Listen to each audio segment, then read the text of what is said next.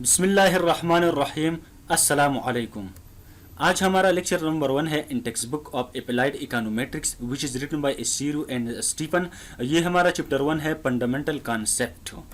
What is econometrics? Literally, econometrics means measurement. The meaning of the Greek word metrics in econometrics. However, econometrics includes all those statistical and mathematical techniques that are utilized in the analysis of economic data.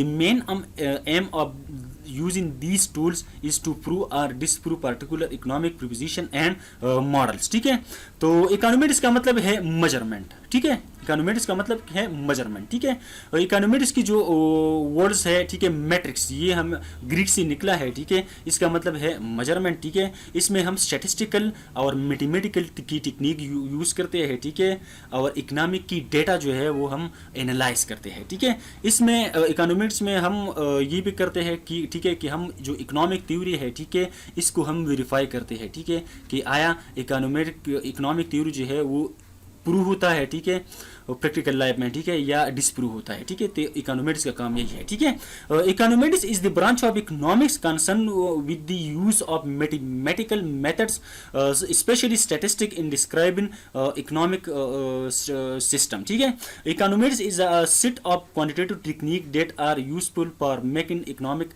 Decision. ठीक है, ये हमारा econometrics जो है वो quantitative technique है। ठीक है, इसमें हम इकोनॉमिक डिसीजन जो है वो हम करते हैं। ठीक है, econometrics is the intersection of economic mathematics and statistics. Econometrics adds empirical content to economic theory, allowing theories to be tested and used for forecasting and policy evaluation. ठीक है, तो इकोनोमेट्रिक्स जो है हमारे साथ इंटरसेक्शन है of economic theory and mathematical economics and statistic. ठीक है, इसमें हम इकोनॉमिक थ्योरी को हम टेस्ट करते हैं। ठीक है, और फिर जो है अगर वैलिड है, ठीक है, तो फिर हम इसकी फोरकास्टिंग करते हैं। ठीक है, और फिर जो है वो हम पॉलिसी इवैल्यूएशन करते हैं। ठीक है, okay, the stages of applied econometrics work.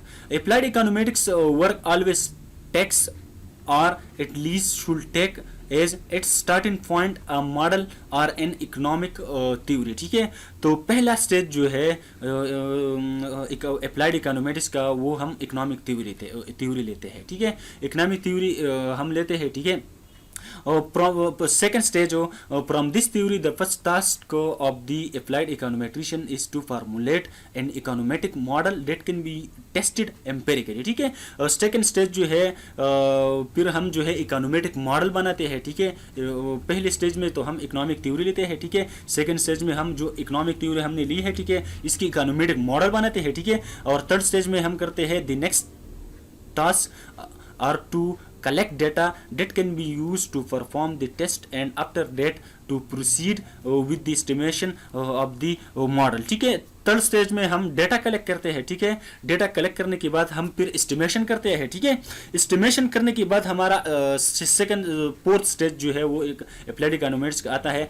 After this estimation of the model the applied econometrician perform specification test to ensure that the model use was appropriate and to check the performance and accuracy of the estimation procedure. ठीक है, fourth stage में हम ये करते हैं। ठीक है, estimation of the model के बाद हम जो है अगर इकोनॉमिक थ्योरी के साथ ये वैलिड होता है, ठीक है, हमारा मॉडल, ठीक है, मतलब अप्रोप्रिएट है, ठीक है, तो हम मॉडल की फिर जो है हम एक्यूरेसी चेक करते हैं। ठीक है, मतलब एक्यूरेसी में हम देखते हैं कि इकोनोमेट्रिक्स अजम्पशन जो है वो हम देखते हैं। ठीक है, if these tasks suggest that the model is adequate, hypothesis testing is applied to check the validity of the theoretical prediction and then the model can be used to make prediction and policy recommendation. ठीक है, अगर हमारे साथ हमारा model जो है वो adequate है, ठीक है, इकोनॉमिक थ्योरी वेरीफाई करता है, ठीक है, और सारा सिस्टम जो है वो ठीक है, ठीक है, टी स्टैटिस्टिक भी ठीक है मॉडल की, ठीक है,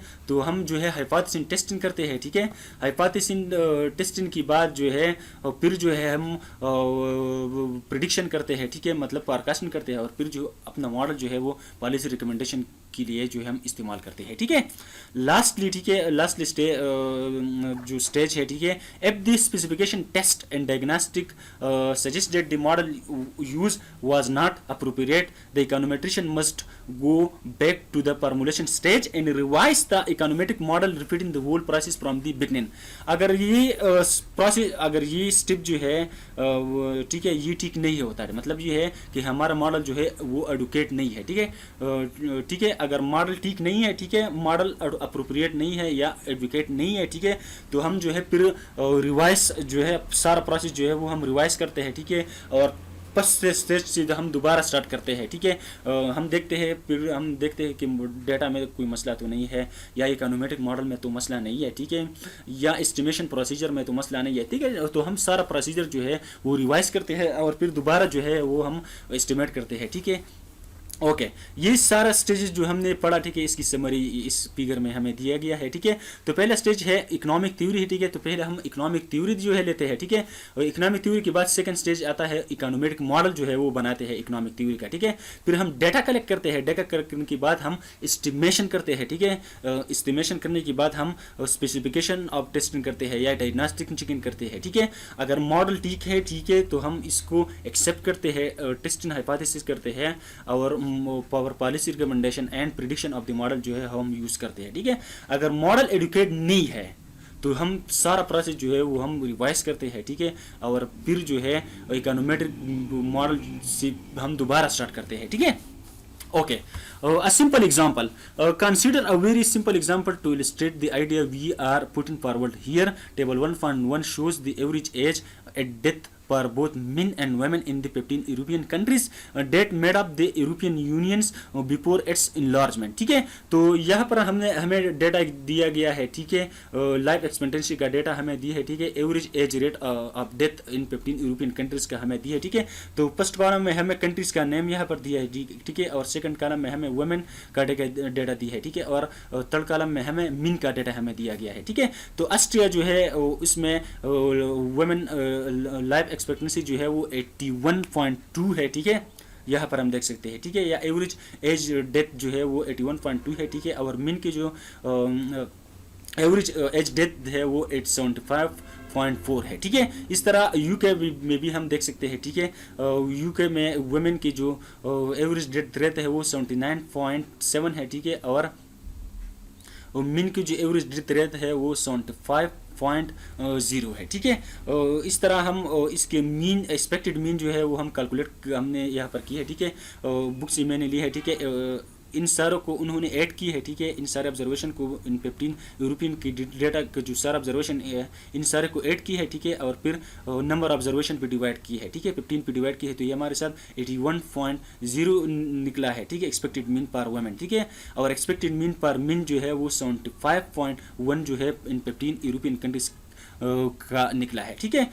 इस तरह स्टैंडर्ड डिविएशन जो है वो 1.38 है, ठीक है, पर वुमेन के लिए, ठीक है, और स्टैंडर्ड डिविएशन पर मिन के लिए वो 1.23 है, ठीक है। तो यहाँ पर हम देख सकते हैं, ठीक है, कि average age of death rate जो है वो वुमेन की ज़्यादा है बनिस्बत मिन के, ठीक है। तो यहाँ पर हम देख सकते हैं कि वुमेन की जो एवरेज डेथ रेट है, ठीक है, वो 81 है, ठीक है, और मिन की जो एवरेज डेथ रेट है, ठीक है, वो 75 है, ठीक है। इन दोनों का यहाँ पर हम देख सकते हैं, इन दोनों का एवरेज जो है वो मुख्तलिफ है एक दूसरे से, सही है, तो ठीक है। तो हमें ये इस टेबल से हमें पता चला, ठीक है, कि स्टैंडर्ड डिविएशन पर वुमेन एंड एक्सपेक्टेड मीन पर वुमेन जो है वो अलग है बनिस्बत मिन और बनिस्बत मिन के, ठीक है। इस टेबल से तो हमें पता चला, ठीक है। अब ये मीन एक्सपेक्टेड मीन कैसे कैलकुलेट होता है, ठीक है, और पर वुमेन के लिए और मिन के लिए, ठीक है, और एक्सपेक्टेड स्टैंडर्ड डिविएशन जो है वो वुमेन के लिए कैसे कैलकुलेट होता है, ठीक है, और मिन के लिए, ठीक है। तो यहाँ पर हम देख सकते हैं, ठीक है, कि वाई बार डब्ल्यू, ठीक है, इस फार्मूले में उन्होंने कॉलम 2 वुमेन के जो सारे ऑब्जर्वेशन है इसको उन्होंने सब्स्टिट्यूट किए है, ठीक है, और ये 81 जो है वो एस्टिमेट हो चुका है, ठीक है। इस तरह कॉलम 3 की जो मीन की जो सारी ऑब्जर्वेशन है उन्होंने ऐड की है यहाँ पर, ठीक है, और 15 पे डिवाइड किए, ठीक है, इस फार्मूले में उन्होंने पुट किए है, ठीक है, और ये हमारे साथ 75.1 जो है वो एस्टिमेट हो चुका है, ठीक है। यहाँ पर हम देख सकते हैं ये हमारे साथ स्टैंडर्ड डिविएशन का फार्मूला है, ठीक है। तो स्टैंडर्ड डिविएशन जो है उन्होंने इस तरह जो है वो कैलकुलेट की है, पर वुमेन के लिए भी उन्होंने कैलकुलेट की है, ठीक है, और मिन के लिए भी उन्होंने कैलकुलेट की है। इस फार्मूले में इन सारे ऑब्जर्वेशन को सब्स्टिट्यूट किया है, ठीक है, और ये स्टैंडर्ड डिविएशन जो है पर वुमेन के लिए इस फार्मूले की मदद से ये हमारे साथ कैलकुलेट हो चुका है, ठीक है। As we have an estimate of the difference and an estimate of the uncertainty of our measure, we can now construct a formal hypothesis testing the test for the difference between two means is. हमें तो table से हमें पता चला, ठीक है, कि women की एवरेज रेट ऑफ डेथ जो है वो ज़्यादा है बनिस्बत मिन के, ठीक है। तो अब हम फॉर्मल टेस्टिंग करते हैं कि टेस्ट करते हैं, ठीक है, कि आया ये वाकई ज़्यादा है कि नहीं, ठीक है। तो हम क्या करते हैं, ठीक है, टी स्टेटिस्टिक का फार्मूला हमारे टी टेस्ट का फार्मूला हमारे साथ है, T is equal to Y bar पर वुमेन माइनस वाई बार पर men which is divide by standard deviation पर women square divide by 15 plus standard deviation पर मिन स्क्वायर डिवाइड बाय 15। जब हम इसको सब्स्टिट्यूट करते हैं, ठीक है, ये 81 जो है 81 जो है वो वुमेन की एक्सपेक्टेड मीन है, ठीक है, और ये 75.1 जो है ये मिन की एक्सपेक्टेड मीन है, ठीक है, और 1.389 जो है वो स्टैंडर्ड डिविएशन पर वुमेन के लिए जो है उन्होंने उसका स्क्वायर लिया है यहाँ पर, ठीक है, और 1.24 जो है वो स्टैंडर्ड डिविएशन पर मिन के लिए उन्होंने स्क्वायर लिया है, ठीक है। जब हम इसको डिवाइड करते हैं, ठीक है, तो ये हमारे साथ 12.27 जो है वो एस्टिमेट होता है। टी स्टेटिस्टिक का वैल्यू जो है वो हमारे साथ 12.27 है, ठीक है।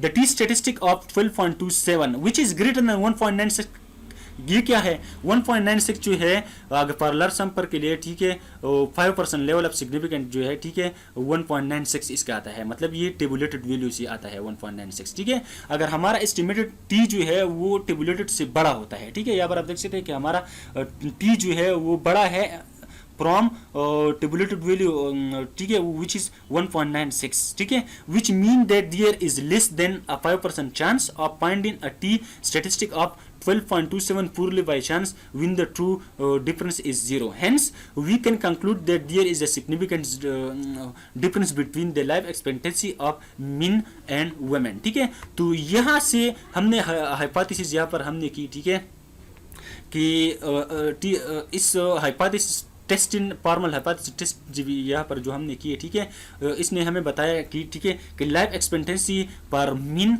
और वुमेन जो है वो एक दूसरे से अलग है, ठीक है। यहाँ पर हमने टेबल की निस्बत से भी हमने पॉइंट आउट किया है, ठीक है, कि लाइफ एक्सपेक्टेंसी पर वुमेन एंड लाइफ एक्सपेक्टेंसी पर मिन जो है ये दूसरी अलग है। यहाँ पर आप देख सकते हैं ये 81 है, ये 75 है, ये अलग अलग है। यहाँ पर हमने फॉर्मल टेस्टिंग की, ठीक है, कि वाकई अलग है, ठीक है। यहाँ पर हमने ये कैलकुलेट किया कि लाइफ एक्सपेक्टेंसी पर मिन और वुमेन जो है ये एक दूसरे अलग है, ठीक है। Thanks for watching my video, please subscribe to my YouTube channel. Thank you. Allah.